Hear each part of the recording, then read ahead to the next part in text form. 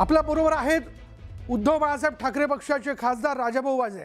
राजाभाऊ, अखेर ओमराजे निंबाळकरांनी एकनाथ शिंदेंच्या सोबत जाण्याचा निर्णय घेतलेला आहे. आपली काय प्रतिक्रिया आहे? हे आधीच ठरलं होतं, फक्त औपचारिकता बाकी होती असं म्हणायचं? नाही, मला याच्यातलं काही सांगता येणार नाही. आता आपल्याकडूनच मला समजलंय ते.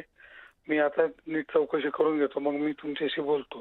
राजाभाऊ, आपल्या सभागृहातले जुने सहकारी आहेत ते, आणि त्याच्यामुळे त्यांना असं नेमकं काय मिळतंय की जेणेकरून ते एकनाथ शिंदेंबरोबर जात आहे? काही तर आपल्याला ठाऊक असेल. नाही, मला काहीच ठाऊक नाहीये त्याबाबत. माझं काही त्याबाबत त्यांच्याशी चर्चा झालेली नाहीये, त्यामुळे मला काही सांगता येणार नाही.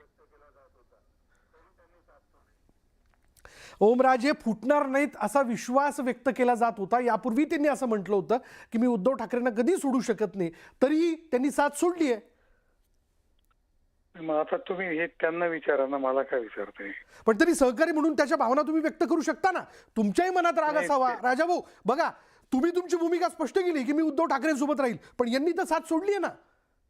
मग आता ते त्यांना विचारा ना. माझी भूमिका मी स्पष्ट करणार, त्यांची भूमिका ते स्पष्ट करणार. मी कोण त्यांची भूमिका सांगणार? नाही, पण तुम्हाला राग येत नसेल या सगळ्या गोष्टीचा?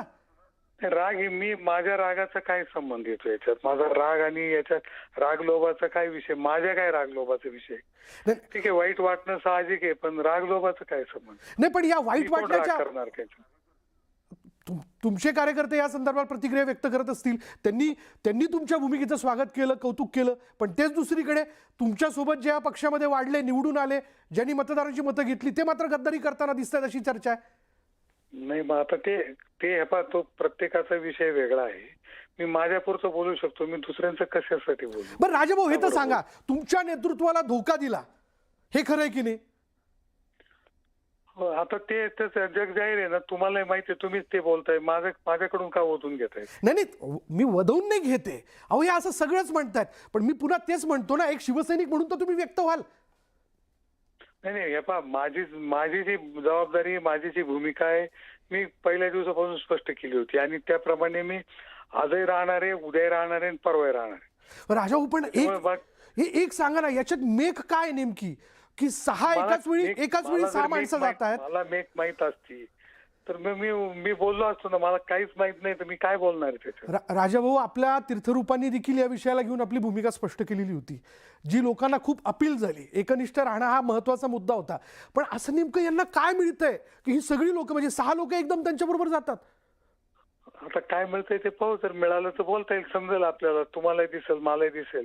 आज मला काहीच माहित नाही, तर मी कसं काय कुणाबद्दल बोलणार आहे? पण म्हणजे त्यांना नाही, पण राजाभाऊ, मी काय म्हणतो, एका सभागृहात जनतेचे प्रश्न मांडले, दिल्लीत मांडी लावून उद्या काय नेमकं करायचं याबद्दल चर्चा केली, पण तोच सहकारी ज्यावेळेस सोडून जातो आपल्या पक्षाला, आपल्या नेतृत्वाला, याचं वाईट तर वाटत असणार ना, साहजिक आहे ना? मी तुम्हाला मगाच सांगितलं की मला वाईट वाटणं, मी माणूस आहे, मला वाईट वाटणं, जवळचा माणूस लांब जातोय, वाईट वाटणं हे मला जाणवतंय.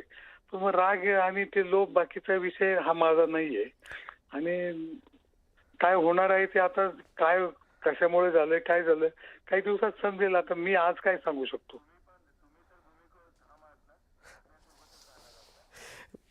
कालपर्यंत 5 खासदारांच्या भवितव्याचा मुद्दा उपस्थित केला जात होता.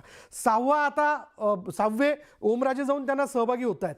6 लोक त्यांच्याबरोबर गेलीत, पण तुम्ही यापुढेही आपल्या भूमिकेवर ठाम असणार आहात ना?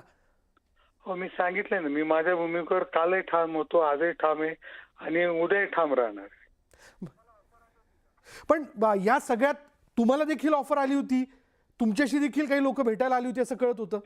हे पहा, मी क्लिअर सांगितलेलं आहे की मला कुणी भेटलेलं नाही, माझ्याकडे कुणी आलेलं नाही, त्याच्यामुळे मी त्या बाबतीत काही बोलणार नाही. पण खुद्द आपल्याच वडिलांनी याबद्दल उत्तर देताना असं सांगितलं होतं की काही माणसं मुंबईवरनं, काही लोक त्यांना भेटले असतील, त्यांनी मला नंतर सांगितलं.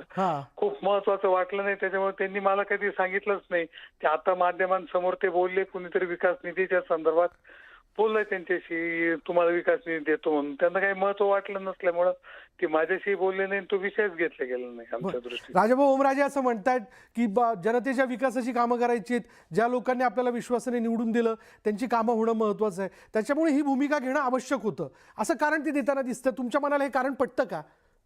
नाही, पहा, प्रत्येकाचा विचार करण्याची पद्धत वेगळी आहे. माझ्या विचार करण्याच्या पद्धतीत जे होतं ते मी केलं. त्यांच्या विचार करण्याच्या पद्धतीत जे आहे ते करतील. आता मी कसं सांगू शकतो? माझ्या दृष्टीने जे महत्वाचं होतं ते मी केलं. त्यांना जर ते महत्वाचं वाटत असतील तर ते करतील ते. नाही, तुमच्या बाबतीत ते होतंय ना, कारण निधी नाही, डीपीटीसीच्या मिटिंगला बोलवणं नाही, कुंभमेळ्याच्या मिटिंगला तुम्हाला बोलवलं जात नाही. सगळं बरोबर आहे. प्रत्येकाचे विचार करण्याची पद्धत वेगळी आहे. माझी वेगळी आहे. मी त्या माझ्या पद्धतीने मी चाललोय. त्यामुळे हे निश्चित आहे, काही झालं तरी आपण ठाकरेंबरोबर आहोत. हो, मी सांगितलंय ना. परत तुम्ही माझ्याकडून ओतून घ्यायचं काही कारण नाही. अविश्वास दाखवायचं माझ्यावर काही कारण नाही आता. नाही, अविश्वास नाहीच राजाभाऊ, तुम्ही तुमची भूमिका स्पष्ट केलेली आहे. सहज या विषयाला घेऊन आपण संवाद साधत होतो. धन्यवाद आमच्याशी बोलल्याबद्दल. तर राजाभाऊ वाजेंनी या ठिकाणी आपली भूमिका स्पष्ट केली आहे की मी ठाकरेंसोबत आहे आणि ठाकरेंबरोबर राहणार. पण मात्र ओमराजेंनी घेतलेल्या भूमिकेवरती स्पष्टपणे बोलणं त्यांनी टाळलेलं आहे. यानंतर इथं